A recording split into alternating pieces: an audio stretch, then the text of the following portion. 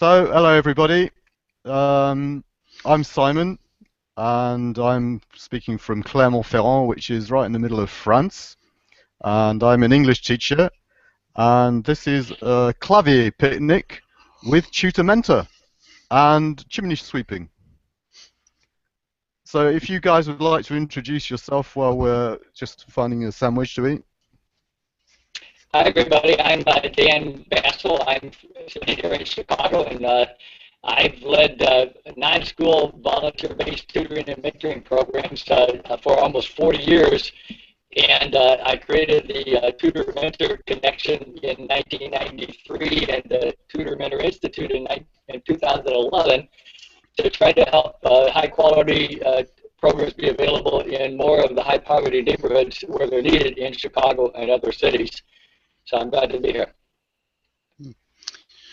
And I'm Terry Elliott, and the reason I'm here is because I know both of these guys, and I just thought it would be cool to be in a conversation with them about things like tutor mentoring and affinity spaces and what it takes in a networked environment to get things done, especially in both informal and formal learning spaces. Maybe I could sort of start the ball rolling by talking about learning spaces with a little story. Let me think, 3 months ago there was a terrorist attack in Paris.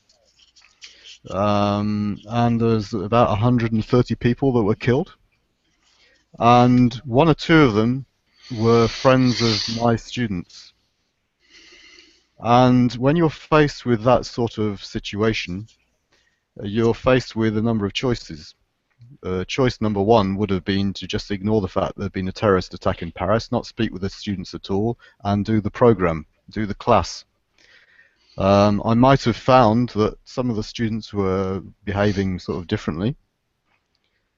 I might have found that the motivation was not quite the same, but I decided from my part that it was impossible to continue like as if nothing had happened. And as I spoke to some of the students, I'd asked them to do some blogs, and I was quite surprised or even shocked to read some of the blog posts.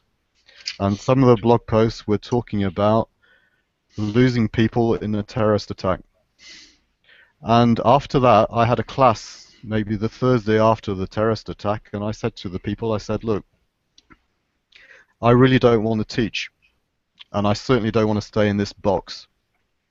Why don't we go outside and go for a walk? And the students all looked at each other and said, we don't want to be here either. Let's go for a walk. And we walked around the campus, and we were basically having, like this moment now, a picnic between each other and talking about everything and nothing. And to cut a long story short, during the interviews for the evaluation, I spoke to one of the students and I said, so what struck you about the classes? And she said to me, I particularly liked the moment when we went outside and walked around the campus.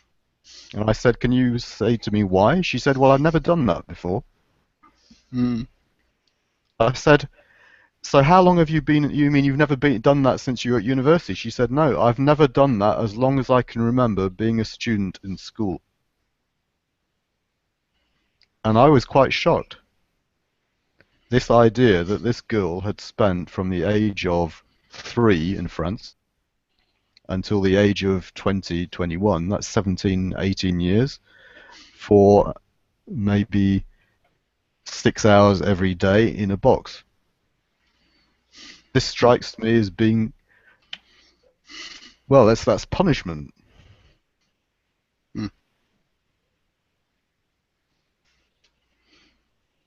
Yeah, living in that box. I think that looking at your the blog you wrote about this and the things we're talking about, we're really the phrase "out of the box thinking" applies to what we're all involved with. I think it's even goes beyond that. I mean, since so many of us have to actually live in boxes, in institutional boxes and institutional hierarchies and flowcharts, that I remember the first time I used blogs in the classroom. I think I was using blogs and Blogger before it was called Blogger in the classroom, and my first thought was that I was blowing holes in the classroom with the internet. It was just opening up these great open spaces, tubes somewhere, and those were new learning spaces for me. So it was a process of making the classroom more permeable, more easy first, like Simon did, just deciding that the classroom was not just the four walls, but wherever he and his students happened to be, that was the learning space. That I see on your blog, Daniel, with that post you did yesterday or the day before about kind of a cataloging of your library. Yeah. It was just extraordinary, to think that, okay, there's all these wormholes that I can dive down into in Daniel's blog that give me so many insights into my own work and into the work that he's doing. Learning spaces that are just profoundly deep and almost like a rabbit warren, actually. So, I feel the same way about learning spaces being permeable that you're talking about, Simon. Let me do a little introduction of myself. Simon and I started talking earlier.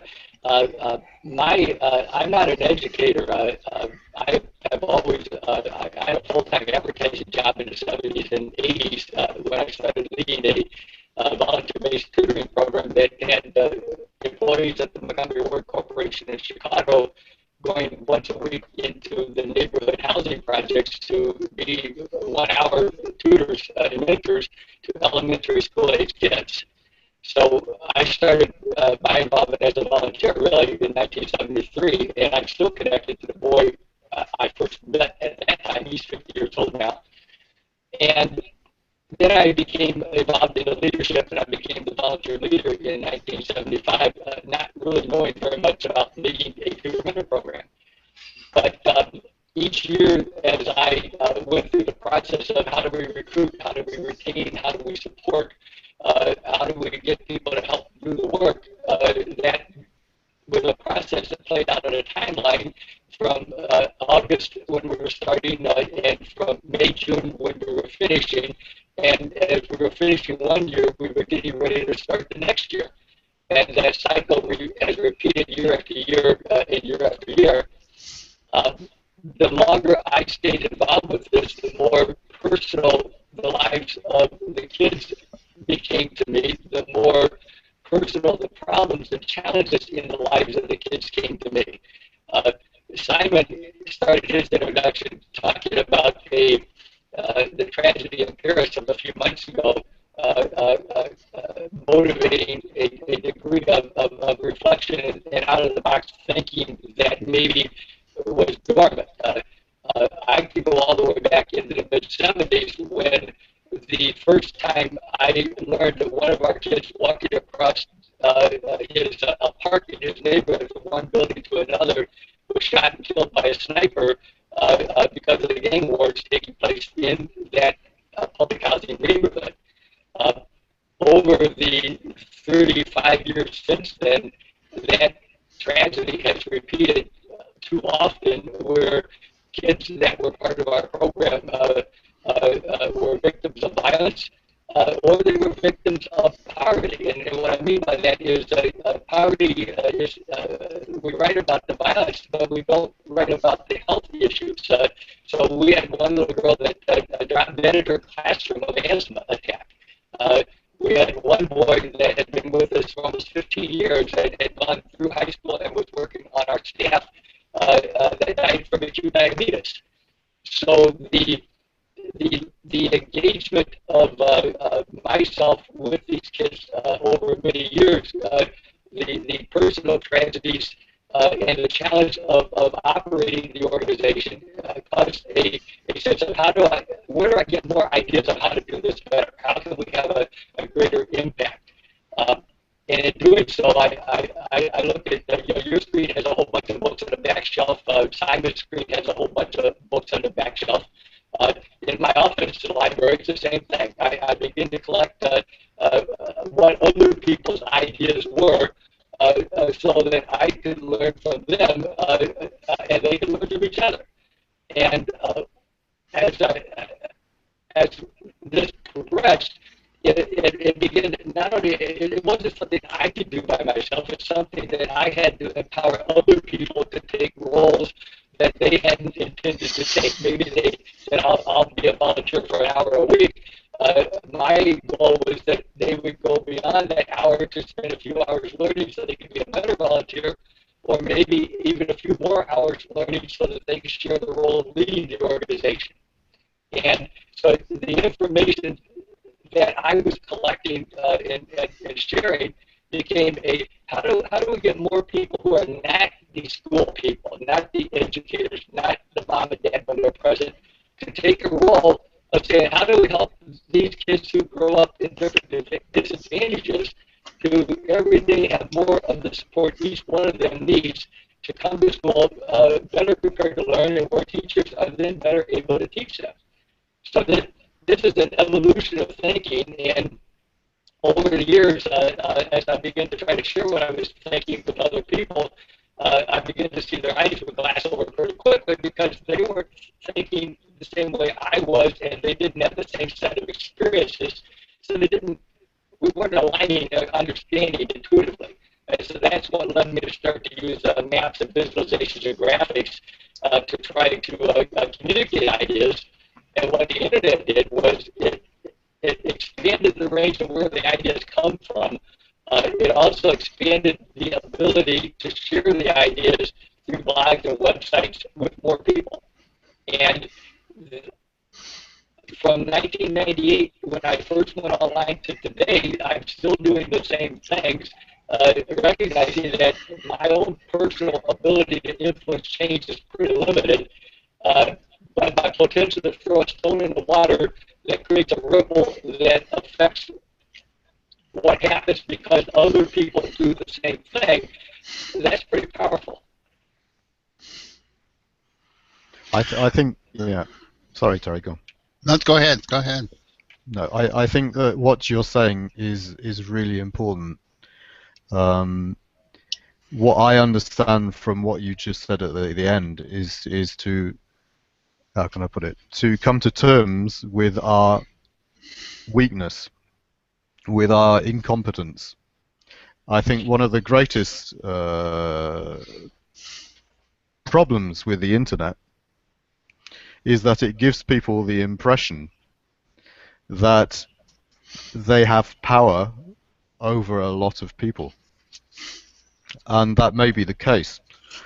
But from a teacher or from a human point of view, the relationships, the essential relationships that you can have is not with many people. It's with people one at a time, or two at a time, or three at a time. Those are the relationships which count, and they take a long time. And I think that if I look at the education system, it's as it stands, the one that I'm experiencing at the moment, it goes against that idea. That's to say that you have transmission from one to many. You you make the learner anonymous. You put them in an amphitheater. They write down something that you've said, and then they come back as an anonymous person, and they write it down again. It's a machine. Each part can be replaced by another. And I think what you're talking about is something which is quite simple and quite profound. That is to say that what is it that we're talking about? We're talking about two people, or three people, or four people who are spending a little time speaking together, and that can be amplified by another person or another three people somewhere else. And I think that we have to be very modest in what we're setting out to achieve. And I think that the modesty, which I feel comes from what you're saying, is key to all of it. Well, the idea of time is really important. Carrie and I first met maybe 3 years ago when I jumped in on one of the MOOCs that educators were leading, and I think I saw a comment from Terry once. I said, I don't know if this guy's a hacker or a spammer or what. You know, so my first joining into that group of people when I wasn't really like them was kind of a leap of faith.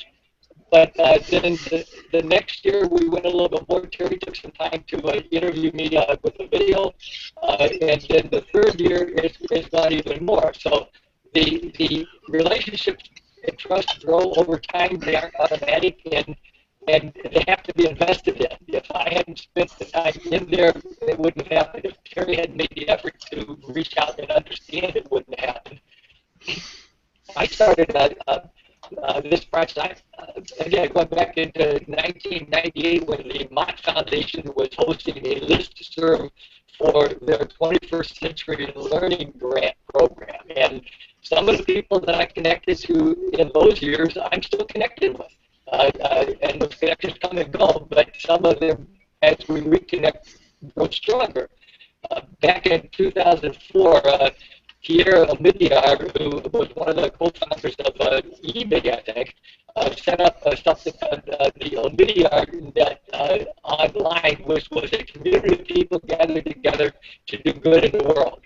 And that led to, again, connections of people that are still connected today.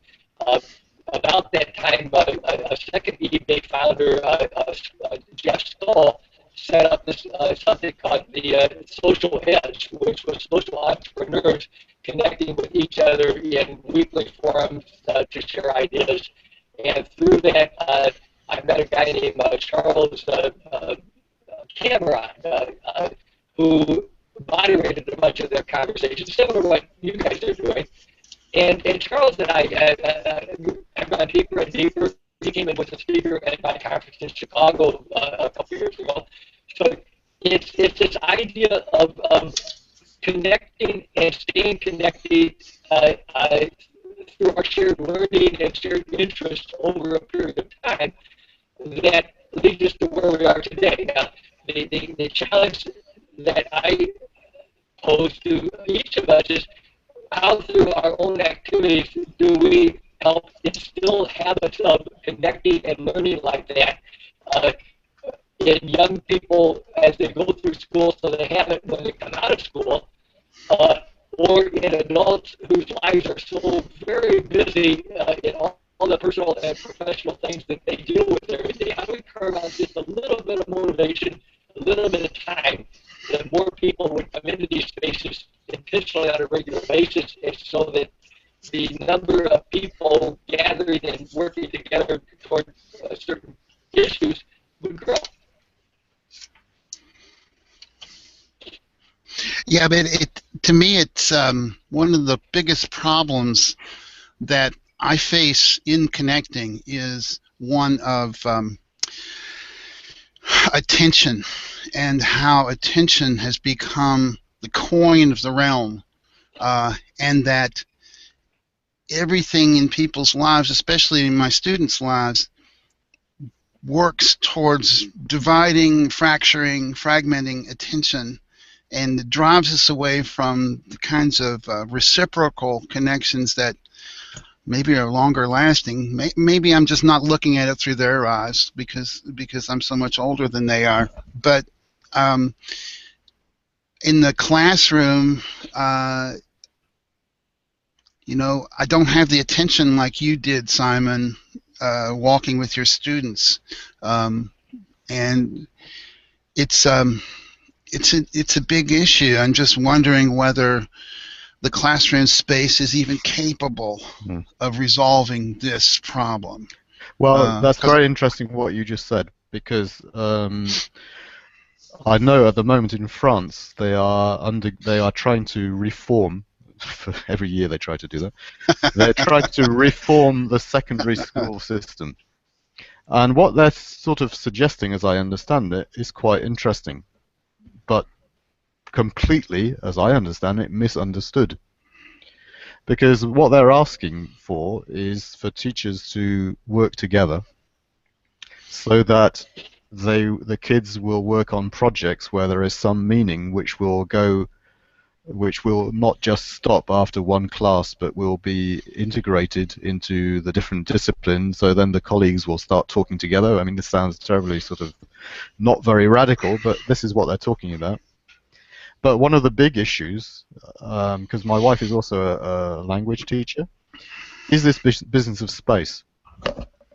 Because if you want, for example, if you have 60 kids, or you have 80 kids, and you have 3 teachers, or whatever it is, then you can, no worries, have activities which are meaningful, which could be 40 of them or 50 of them sitting in an auditorium and watching something, or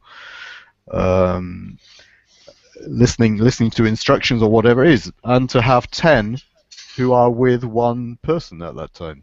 And this has been my answer to the problem that we face, because we have more and more students, and we're trying to get them to make progress in learning English. And the only way out of it was to work a number of people. And in order to work with a number of people, then you have to change the space. So this explained why we refused. We basically we left the boxes which had been assigned to us and went to find a space which was more adapted to what we wanted to do, which was to have that modularity possible, and also that it be open, because if you close the door, then nobody can see what on earth is going on. And so now we have settled on a this year's system, which is that we have 6 chairs which are comfortable with a coffee table, and we have a big open space which you can use with 40 students. And working with one colleague, then we introduce people, mentors, who come in from the outside, and we're gradually building up that number of mentors. And the mentors can be actually in the place, or they can be they could be on a video like this, or they could be people who are learning different things in different places. So, for example, we have a team of Polish trainee teachers who are going to be working with our students. Last week we had 11 students who went off to the UK and had 4 days of immersion in the UK. That cost nothing to the university, nothing at all, because these kids were they had a correspondent, and so they went around the UK over a period of 4 days. I mean, absolutely amazing. They all did different things. Some went to London, some went off to visit Oxford, Cambridge, other people sat in the pub. Completely different. I mean, it was completely them defining their directions within that learning space. And that comes from this, it's like with Daniel, with his tutor-mentor thing, is to say, well, this is crazy. You know, if the most important thing is attention, and I am 1, and these kids are 40, then there's a mathematical problem to resolve. And then there are people who are out in the wider community, and this is the thing which I'm most concerned with at the moment, who may be in isolated communities, maybe a village where we have an aging community, which is one of the projects they're working on at the moment, and they need to be able to develop that space. So that, for me, is a logical way forward. That's to say that you open yourself up to the expertise of the people who are here, and the expertise could be physical, the physical force to actually lift an object, but also benefit from the experience of other people from completely different environments, and make that something which is a logical part of what education is. To me, that is an evidence. And also to stop saying, well, you know, this is the active life and this is the inactive life. No, this is the life, because if your life stops, then your life isn't inactive or active, it's just finished. I've been in the Making Learning Connected MOOC. Terry and Kevin Hodgkin uh, Hudson. Hudson? have been creating visualizations and then commenting on each other's visualizations in hacking each other. I found that really interesting. Uh, I have a whole bunch of visualizations that I've created that I've had interns spend time hacking them, if you will, to create new interpretations of them. And I'd love to see this process taking place in many, many different schools. What you were verbalizing, if someone were visualizing it, and we were talking about this a little bit earlier, if you think of a timeline that over here is when you're born, and over here is where you are today, the first 20 to 25 years of that timeline, you're within some sort of a mentored, tutored, formal support system, which as you leave that is less formal and more dependent upon your own efforts in terms of what happens with your life. Um, that timeline in the formal system has the public school structure sitting on top of it, and it has your non-school support system sitting below it, and that even divides into the right after school hours when mom and dad are working to the evening and the weekend hours when other people might be available to connect with kids. Uh, I the timeline has an arrow always pointing forward. You grow forward, you get older a day at a time. You very seldom get younger a day at a time. And so if I went into the homepage of a school, or it'd be an elementary school, middle school, high school, or the mayor's office, ideally I would see a visualization that says our collective goal is not to get the kid from first grade to second grade, not to get the kid to pass English, math, history, or whatever, but it's to help that first grader over here 20 years later be a contributing member of society and to take care of himself.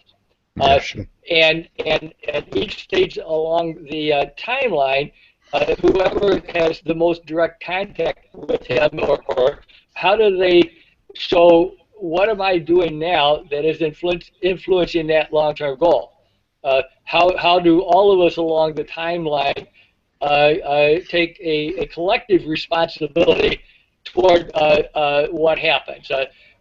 If you think of the school above and the community below, how do we create a greater shared vision of all of us being how we are helping kids get to the stage where they're adults and then they're turning around and helping those younger? Now, on top of this, I add a map. Mapping now can show demographics of poverty, inequality, health disparities, and so forth. So when you look at the map, now you can begin to say, I live over here in an affluent area where I've got a lot of things supporting me. They live over here in less affluent areas where they don't have as many things helping them. Therefore, as I'm coming up through the timeline, how do I help the people over here who have been blessed to take a greater responsibility of helping those over here so that they have a greater degree of opportunity to also reach the starting their adult life stage with more of the supports that some of us have that others don't have.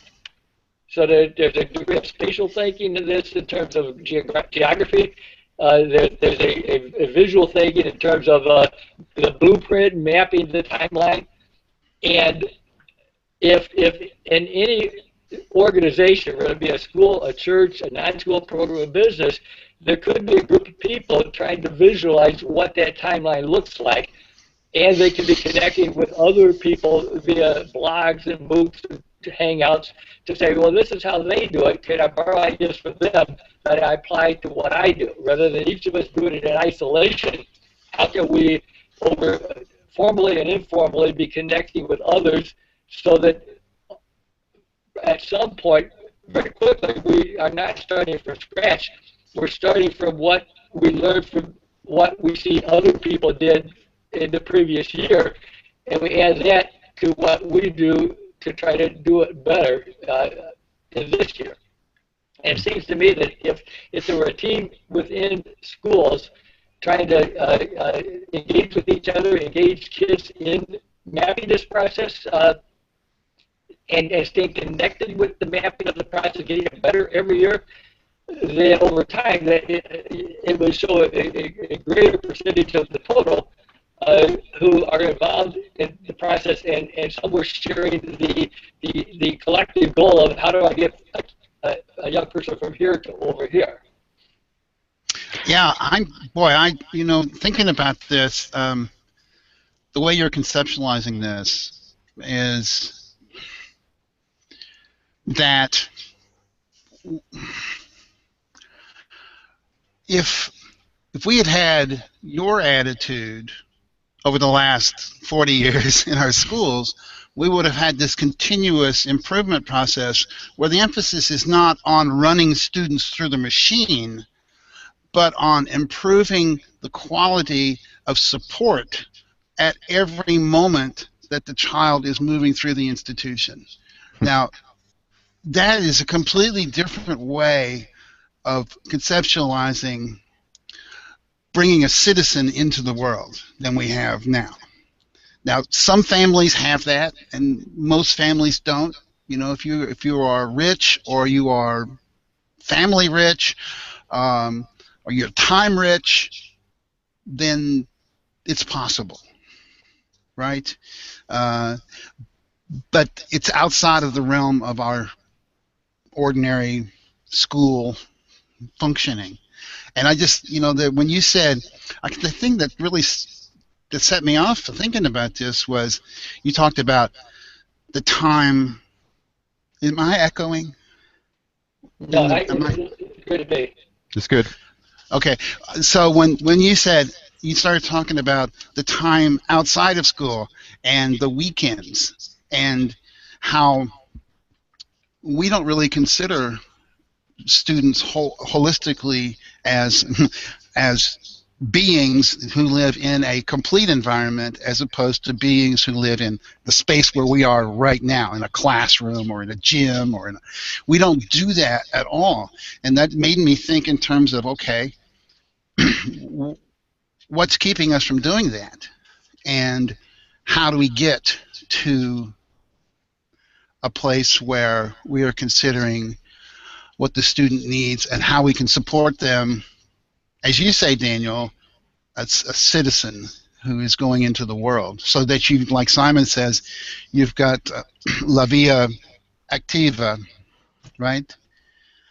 Isn't that really where we should be at every moment of our teaching? It says, okay, how do we get our student here? How do we get this, how does this fit what they're doing? I mean, not differentiating like some teachers do, just and go nuts trying to do, but actually having the resources to say, okay, what does this kid need?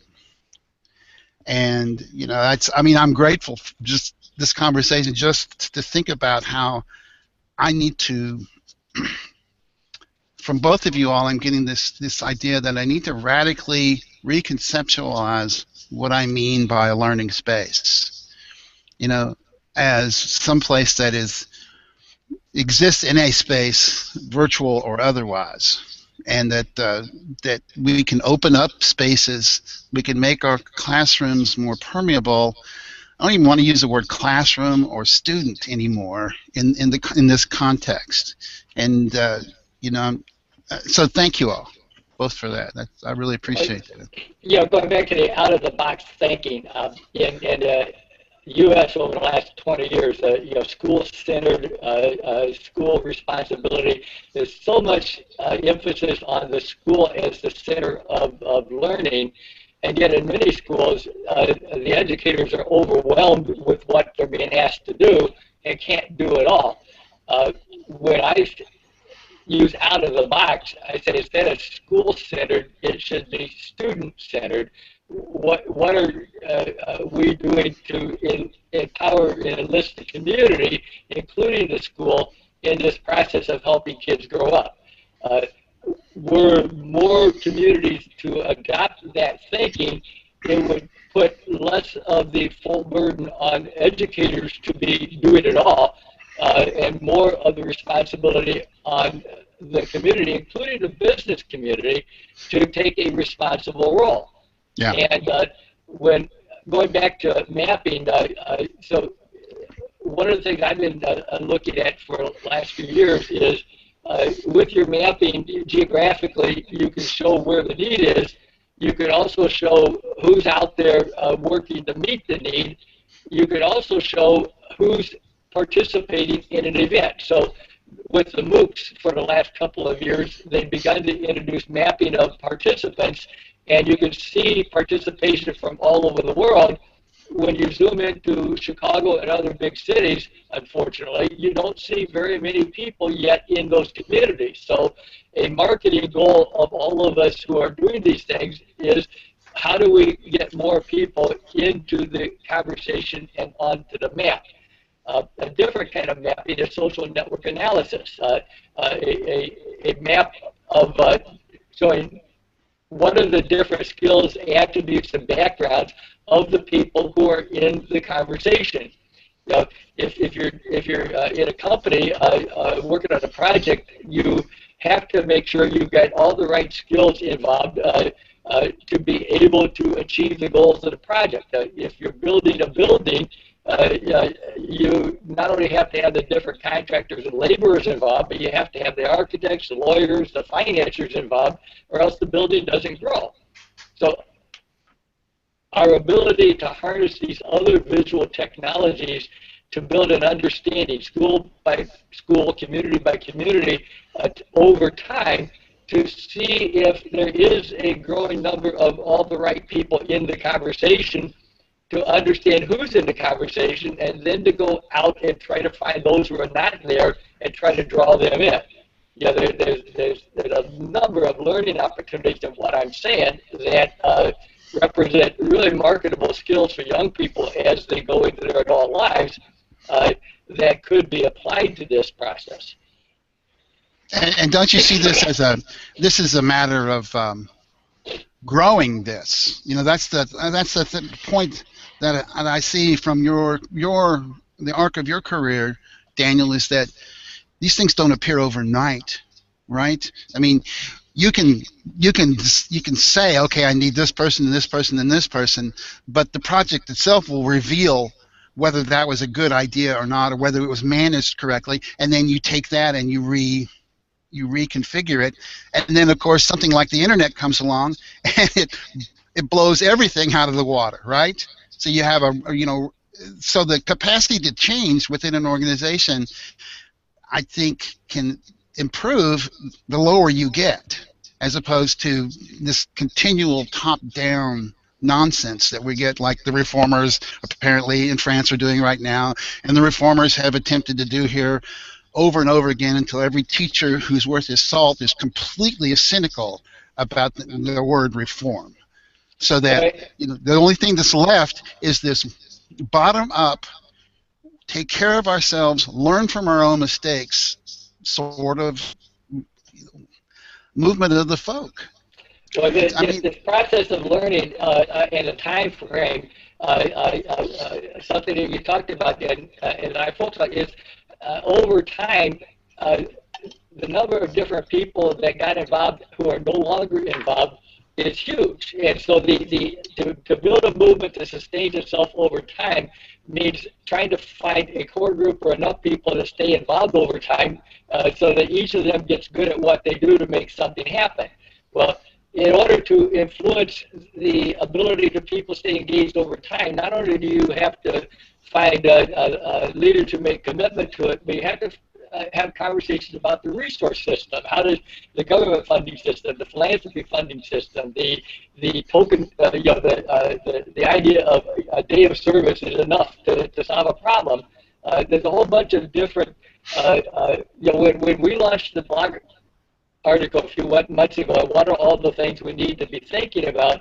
One of the things we need to be thinking about is what's needed to build the infrastructure in an organization, in a neighborhood, in a city, in a state, in a country, and don't just walk away from that saying the public will has to be built. have that as part of the conversation. What are the actions we could take to build the public will? Yeah.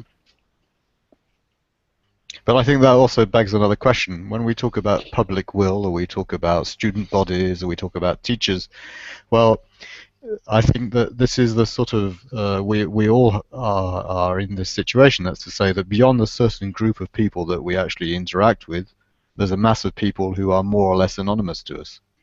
And as more and more we're cut off from those conversations with the people who are actually at sort of ground zero, it is more and more difficult to actually have any meaningful action apart from decree.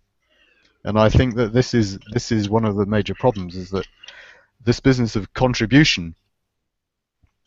Well, contribution in French is all about what you pay to the taxman. Yeah. And then you don't have any control of what happens next. No, because I was in advertising for so many years, I'm kind of hardwired to think of what are the things we do to reach out to lots of people on a daily, weekly basis that motivates them to do something. And in advertising, it's come to my store, browse around, buy something that's on sale, and come back again. So if when I started the Tutor-Mentor Connection back in '93, part of it was let's collect information, and part of that information was a list of all the different non-school tutor-mentor programs in Chicago, so that when anyone's looking to volunteer and get a student involved, there might be better information. But when you map that list overlaid on a map showing poverty, you can begin to do an analysis saying, do we have programs where they're needed to be? How do we support those programs with daily advertising? Do we not have programs in some place? How do we help people come together to build programs and fill the voids? Well, all of that is part of a step one of information gathering. The step two is the advertising part, where at Montgomery Ward in the 80s, I had $250 million every year to draw people to stores all over the country. I've never had any advertising dollars to speak of to do what I've been doing, and I've got even less today. So how do you innovate other ways to tell the story in ways that motivates people to come to the conversation? When we started this morning, you talked about how your students were motivated to write blog articles following the tragedy in Paris. And it's their blog articles motivated each other to think about this more deeply. Had the blog articles been put on the school website and in the local community newspaper, they might have caused more people to say, I want to get into that conversation. Well, in most cities in the United States, there's a random act of violence and stories about poverty that's in the newspaper every day, but occasionally it goes up to a higher level of attention. And what I've been doing is creating map stories that would map where the incident took place and talk about the poverty causing the incident to happen, and talk about whether or not there are any youth programs in the area, and finishing with a call to action saying, if you're concerned about what you saw in today's paper, why don't you do something? Be a volunteer, be a donor, be a something. Well, if we could teach young people to take that role in any school setting, any city, then on any given day, some young person's blog could be responding to a story where the media draws attention to the problem. The young people's stories give a greater framing of what that problem is. They end with a call to action, which says, go here, learn more, go here to be a volunteer, go here to be a donor, come back here to see the story the next time. And that, again, is a learning opportunity that could be part of a writing class, could be part of an English class, could be part of a technology class, and could be an ongoing activity that kids engage in as they go from grade to grade to grade, so that the kids doing that for the first time today, doing it 4 years from now, what they do and how they present information and how they motivate people to be involved is going to be a lot more sophisticated. And if they practice this in their school setting over a period of years, I would wager the school would have a greater amount of support coming in for the community in all kinds of different ways. But also you would be creating adults who now go beyond a process that says there's a problem and they point the finger and say, why don't you do something? And instead they say, there's a problem, I wrote about it here on my blog, I point to some information, I point to a place we can get together, here's some things you can do. I think what you're saying is extraordinarily timely, because over, I would say, a period of 6 years, I've been gradually building up a bank of student voice. Now that student voice could come from videos, it could come from blogs, it can come from presentations, but it can also come from students who continue to want to be mentors after they've finished being mentors. And I had a discussion before Christmas with one of the teachers who the students pointed me towards, which is ironic in itself. And this is the first time this year, in January 2016, where a student said to me, could you help me? I would like to invite some people who were in the school before who could be mentors for other students, and we're going to organize an event. And the teacher suggested we organize an event, and then I had another group who were talking about setting up a news paper or a blog or whatever it's going to be for the same institution. It seems to me that things that are being fragmented are little by little coming together. And I think the other thing is that the story, little by little, is changing for that particular institution. And this is the thing which I want to plant as seed, and I've been doing it over a period of 6 years. And little by little, those seeds are flying a little further. And one example is just before Christmas, I worked with a guy that I had never met before, who was put into contact with me with somebody in Australia, and I learned he lived about 30 kilometers from me. Now, I had no idea where the guy was from. I didn't know if he was French, didn't know if he was American, Australian. I had no idea. And it was an Australian who put me in contact with him. And this guy came to the classroom, and one of the teachers tried to turn him away, which is quite ironic. They thought he was a lurker or a terrorist. I don't know what they thought he was. And he said he had to insist, no, I've come to participate in a class. And so he eventually turned up. And this idea that they do have an important role to play, and there are people that are interested in what they've got to say, and that is part of a contribution to something wider, is for me really a key thing. And I think that coming back to that, what you said before, this business of contribution, because it is a question of narrative. I have another example, which is there is something called Téléthon in France, which is one of these fundraising schemes on TV, where you have federated events around the country where people who adopt this idea that they're going to raise money, they organize any sort of event, but that is then projected nationally. And they raise millions and millions and millions. So if they can do that for a charity, and all this business of how are you going to contribute? You can contribute by dressing up as a duck. You can contribute by running a marathon. You can contribute by singing the Marseillaise backwards. You can do anything, but you have a role to contribute. And I think that if we can get this idea across, that it's the old Kennedy thing. It's not what your country can give you, it's what can you give to the country. That, for me, we've lost. Well, take that a step further. The idea of learning organizations is something that's growing in business. So all of this information that's available in books and libraries on the internet educators, non-educators, how do we motivate people to dig into that? Most school websites, the teachers have all kinds of links to websites that if the kids would just go there and spend some time there, they can learn a whole bunch of stuff that would make them more prepared to come to school and succeed in life. Sure. So, the internet's still a baby in terms of our use and understanding and habits on it.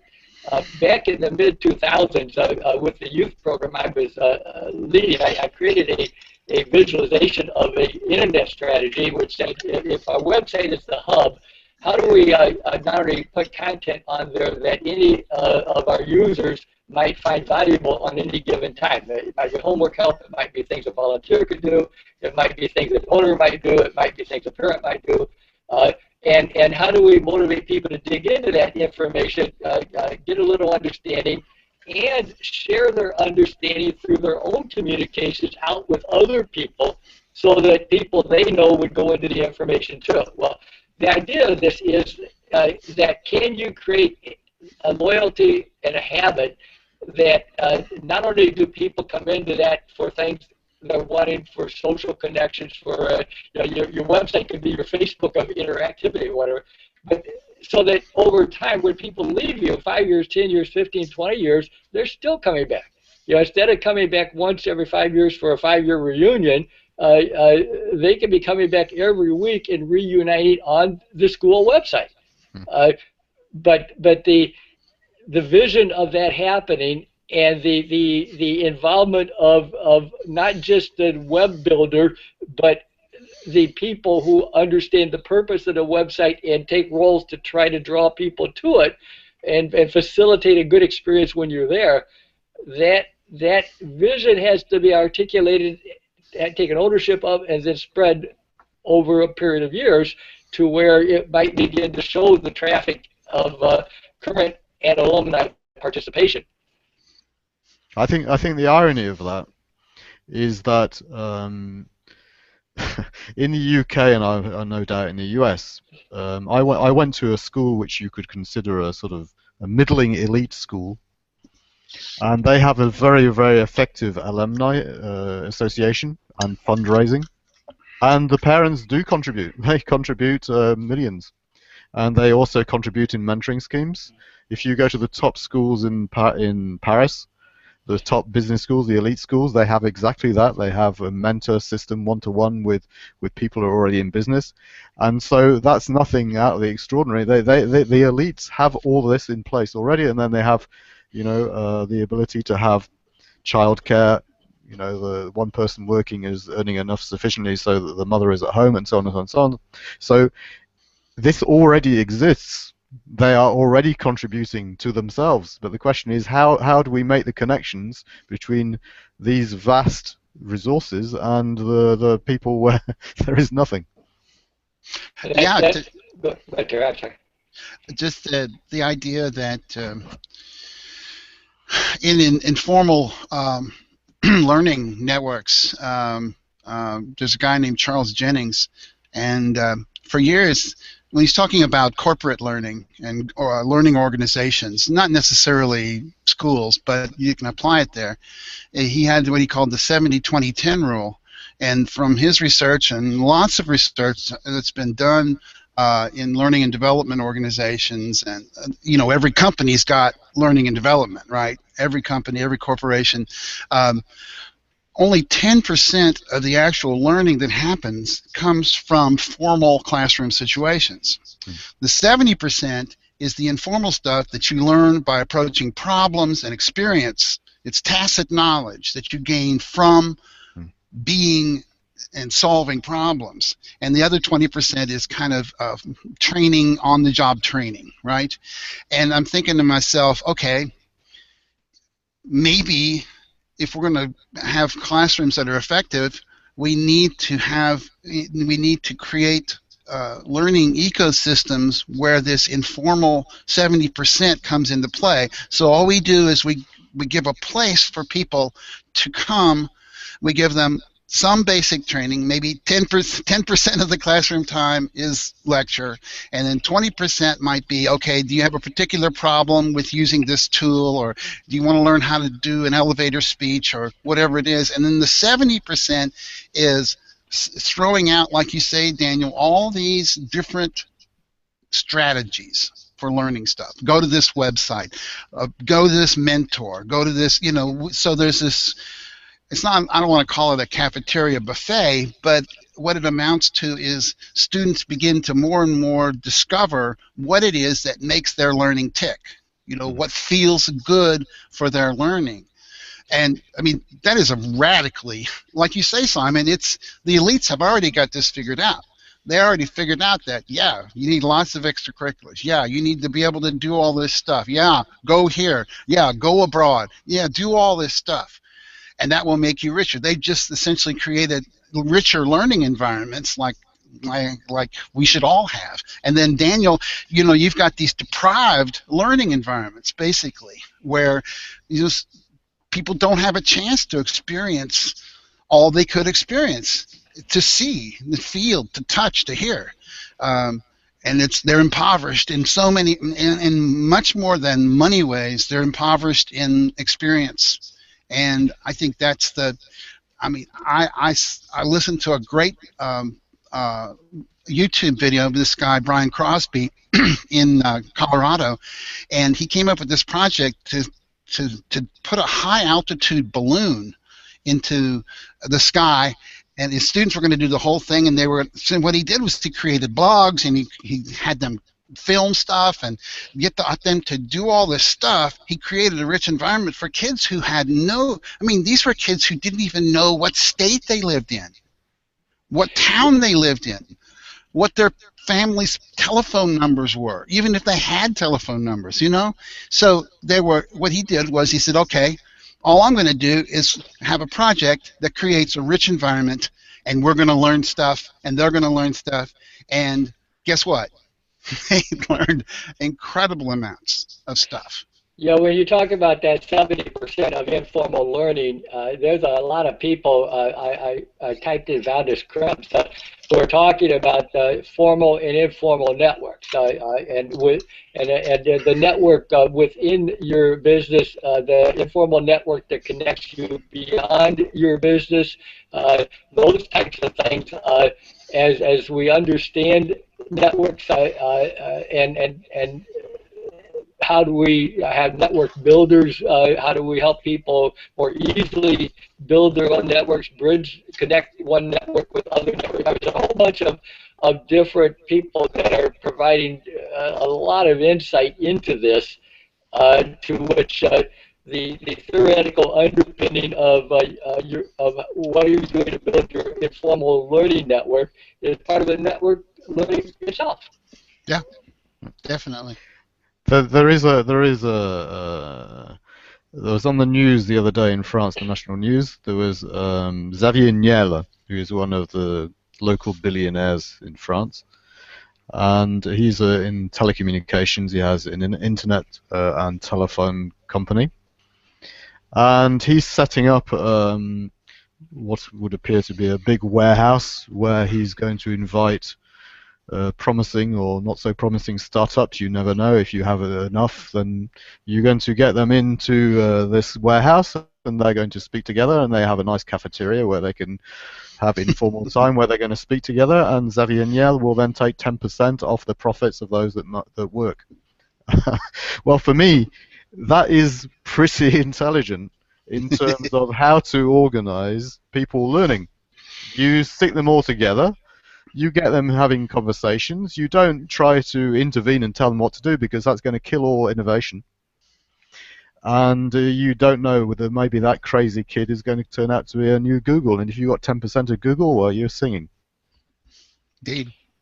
Well, that model that you just described is something called 1871 here in Chicago, which is an incubator for social entrepreneur type business models, and of where people gather at a space and they coach each other, and the space coaches them, and so forth. That's growing, and and it has a lot of value. A group here in Chicago created something called the Literate Center, intended to get people involved in non-school tutoring, mentoring, and literacy organizations into the same space for the same purpose. I think that's good. I think that face-to-face connections have a lot of value, but I think that an equal effort has to be getting into online communities, because Yes. you can connect with more people, you can go deeper, you can all talk at the same time. There's all kinds of potential advantages that supplement what would happen in the place-based system. And I think we're still, the three of us are sitting here talking from three parts of the world, which is really great. We just need to encourage that and recognize that, because it is happening in more places. Well, I mean, in rural areas like I'm at in Kentucky, it's not happening, and because it's not happening, everybody leaves. People come then retire here, right? Because it's comfortable, it's nice, that's where their families were, but all of the kids leave. Did you see I'm the map yesterday on Twitter? The Brook, someone put up a map of the United States, and they heat mapped the population centers that had the largest population, Los Angeles, New York, Chicago, stuff like that, and showed that those spots around the country represented 51% of the population, and all the rest of the country, which is a vastly greater square footage of geography, represented yes, the other 51%.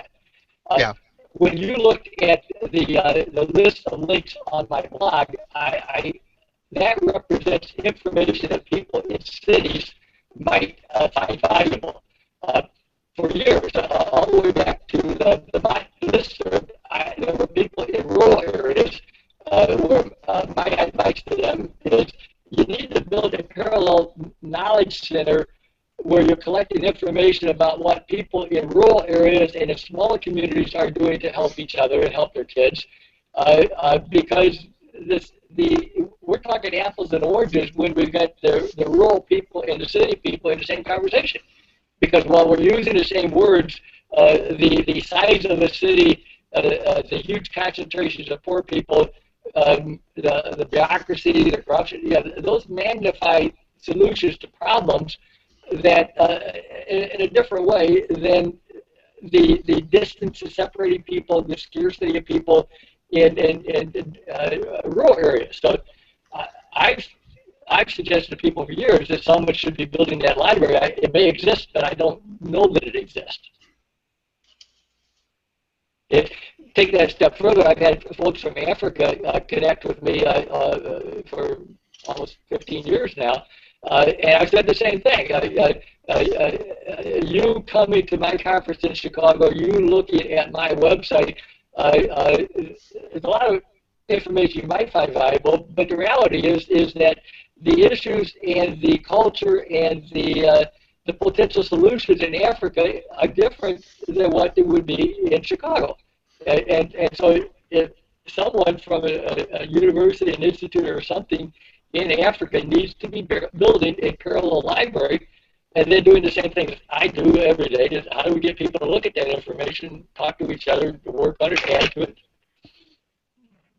You know, my favorite author is Miles Horton, and he started these citizen schools in the South during the Jim Crow era. And one of the things he said was that that you start simply, and you start where people are, and go from there. And that's about all you need to do, is gather people together, and they begin to talk about what their problems are. And if one of the problems is our kids are going, our grandkids are going, we're alone or isolated, we can't live in these communities. And that might be the best way to go about this, but we are so flummoxed in this country with the ideas of that. I mean, our culture has gone where I am. It's agriculture, and while there are still farmers here, we are not bound together anymore by family and we're only bound by business and commerce, and not very good for that. So, you know, I'm looking for ways. When I taught high school, the only advice I could give people was to go away. You know, if they wanted something that they couldn't find in their own homes, in their own communities, I said, well, you're going to have to move.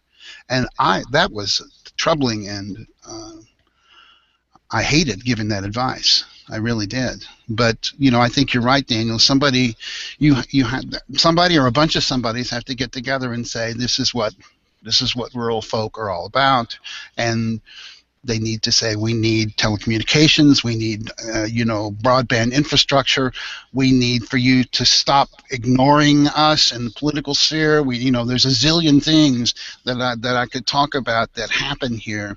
I mean, just weird things like radar coverage during storms. I live in an area that does not have radar coverage, so we rely on tornado spotters, if you can believe that, and sirens. This is like 19th century technology that we try to make work because there is no infrastructure that supports us.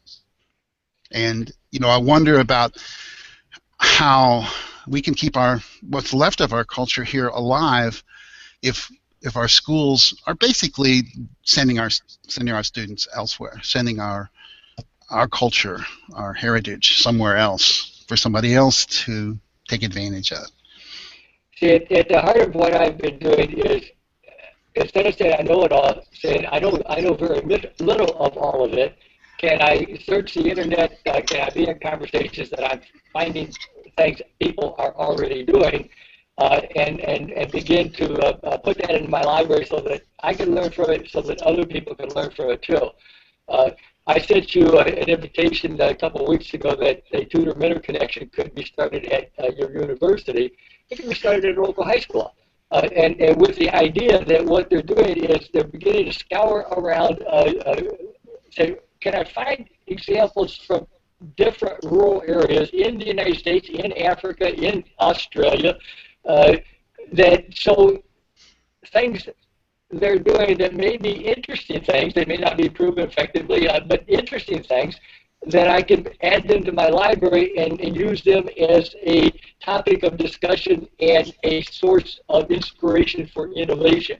What can we learn from what other people are doing that we then might say, well, is this an idea we might apply to where we are?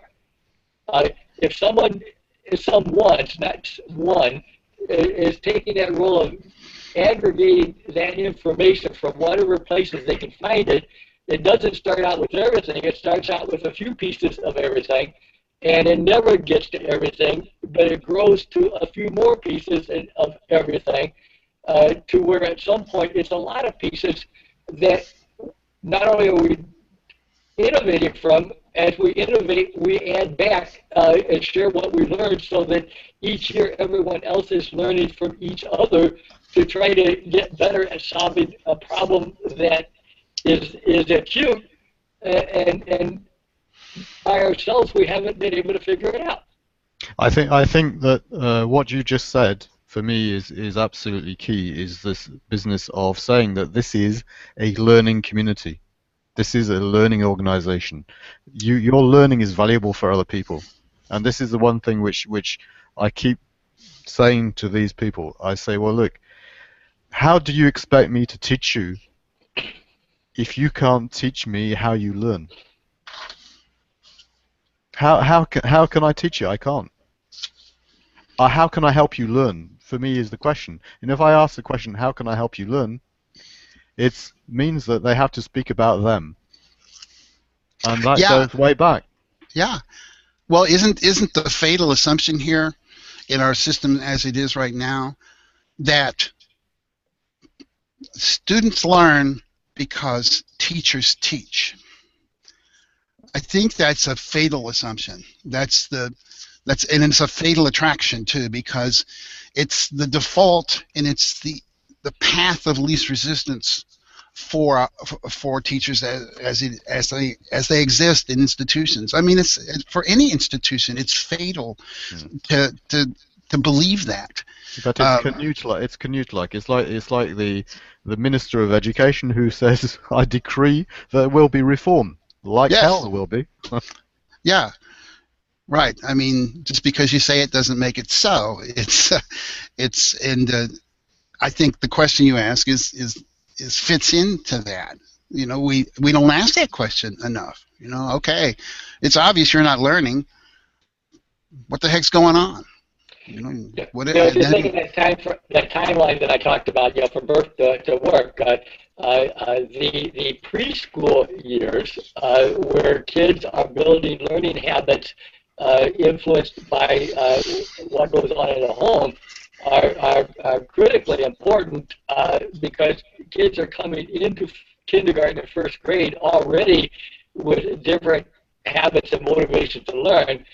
And then the mentality of teaching rather than facilitating learning probably dampens that out during the elementary school years of a whole bunch of kids, so that we create mental dropouts, if not physical dropouts, by the time they're in middle school and beyond. So that this model of engaging us all would be one that how do we influence backward in the earlier years so that more kids, rich and poor, are coming to school with habits of learning with each other through the school resources, through the internet resources. And then how do we build on that year, first grade, second grade, third grade, every year from that point forward? It is a different mindset for the teacher, but it's a mindset that engages the whole potential community in the process. Yes. You know, But if we start thinking in terms of classroom and school, and we start thinking in terms of city, things were being done years and years. But you go back to the 19th century in Manchester, they had it figured. You basically invite a lot of people to come and squabble around the resources which are available. You have a lot of people who will come from all different areas, therefore innovation is possible. You have people who are fighting to get beyond a certain level, and you have leisure activities, parks, theatres, clubs for the elite to mix and learn and to make deals. That for me is that's how you learn. If you go to a conference, do they sit in their desks for 8 hours a day? No, they don't. They go off and have picnics and drinks and dances and if you ask anybody going to a conference, they say, "What did you like?" They say, "Well, the conference was fine. I learned maybe there was one conference, but what was really great about it, I met this guy called Terry from Kentucky." That's what's important. but there's a lot to learn. I started on Facebook back in 2011. Well, I started in 2007, but in 2011, I started to connect with some groups from Europe that have a couple of different things there, and we've had some pretty robust conversations over the years. And this idea that that what's going on with ISIS and terrorism now has much deeper roots in terms of what the problems are and where the problems are, and there is seemingly not a lot of willingness to want to dig deeper and understand them. And that's something from what we're talking about today,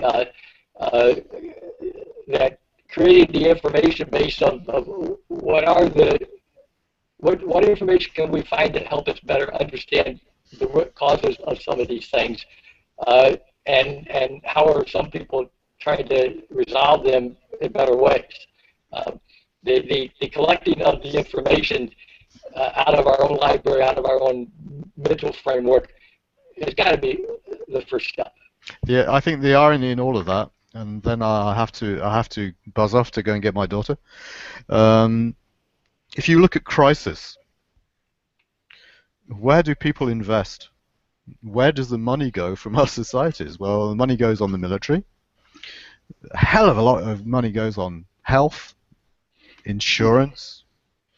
We're all talking about crisis. Well, rather than getting to the point where we have to start killing each other with knives or submachine guns, maybe we can work out another way of living together, which is a bit more sustainable. Mm-hmm. And for me, that is what education is about, is how do we live together with all these other people without killing each other? Yeah, with 7 billion people in the world and Yeah. rising fast. This is something that previous generations of even elites have not had to deal with. And if we don't deal with it, then the world will deal with us rather handily, I am sure. I think the crisis is no longer one which you can wipe out on one side. The crisis is ours. We own it. We own it. What sneezes? If somebody sneezes in China, that has an effect on France. Back in the early 90s, I connected with a TV personality here in Chicago, and her motto is, if it is to be, it is up to me. Yeah. And I think that if we conclude, this has been a very good conversation, and really, Simon, thanks for saying let's get together for this picnic. And Terry, that's been fantastic getting to know you over the last few years. So I hope that look forward to what comes next. Can we do it again? Yes. I looked at the tweet deck. My tweet deck said that when I first started talking to you guys about this was 41 days ago. So it took us 41 days to get to this point. It should not take another 41 days to get to this point. Because, quite frankly, I'm sure you all feel this. There are moments where the going gets hard, and Yes. you feel like it's going to be a long winter, and you're sort of trudging through the mud up to your thighs. Well, I get moments like that, like all of us, and a conversation like this is good because it perks you up and says, "Yeah, okay, this is worth it." Well, once you publish this, I will share the video on my blog. And I know Terry does all kinds of really good things. And Simon, I'll look for something on your blog, and that we can demonstrate by what we do, what we're hoping other people do. And let's get together again maybe in another month and come back for a similar type conversation and see what we've done and where we go next. Yeah, I think the next conversation I'd like to take on board is strategy. Yeah. Okay. So we're living in this crisis. What do we do next? Right. All right, Simon. Thanks very much. Thank you both very much. Thank you very much, Terry, for that blog post, which was great preparation for this hangout. Good on you. All right, guys. See you all later. Thank Have you. a good day. Bye. Bye-bye.